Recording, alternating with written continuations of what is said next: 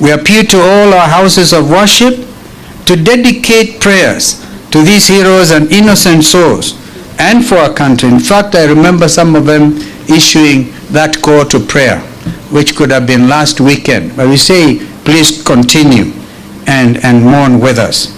Let's pray for God to soften the hearts of the pharaohs.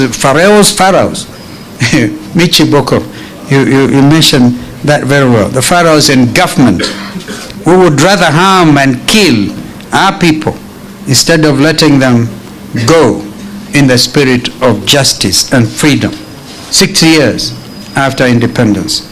As part of our love and honor for the slain and injured heroes of this struggle, we will hold interdenominational prayers on Friday, the 26th July 2023. That's a day after tomorrow, here in Nairobi, and they should also be replicated in the counties across the country.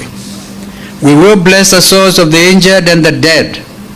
We will pray for the pharaohs in government to listen to the cries of our people about the high taxes and the rising cost of living.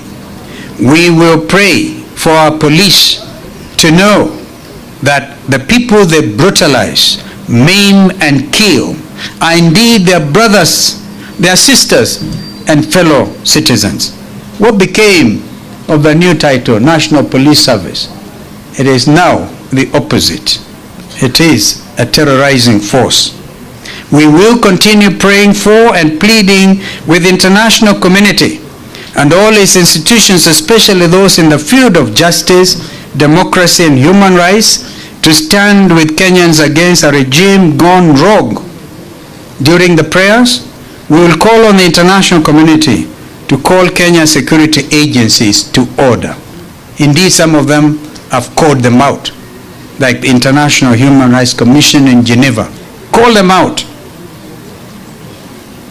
Injustice anywhere is injustice everywhere. The international community must never lose sight of this fact.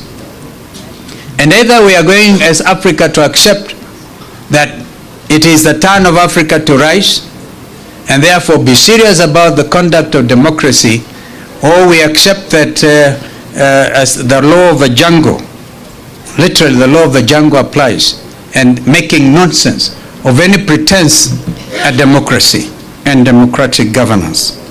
On Friday, we shall also announce the next steps forward with our anti-tax protest. Let's make no mistake.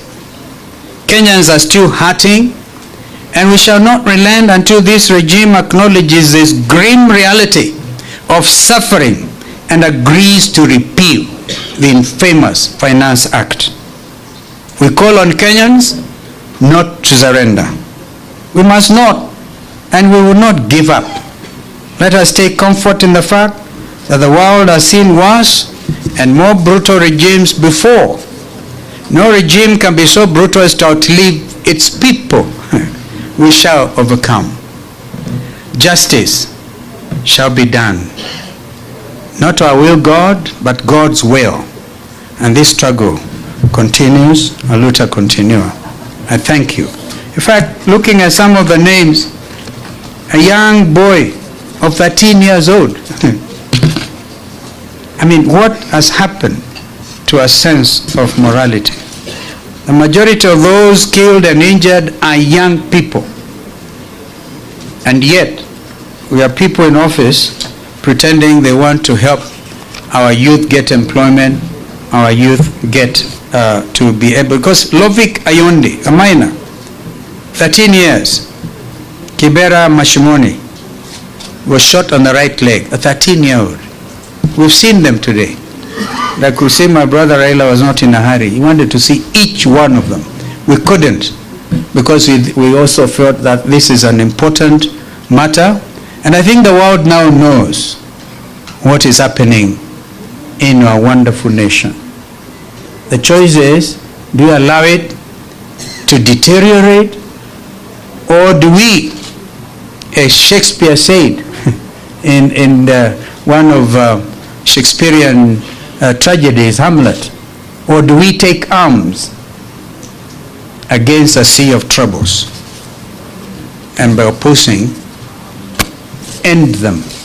Of course, Hamlet was trying to commit suicide. We can't afford to commit suicide in our nation. I thank you, ladies and gentlemen.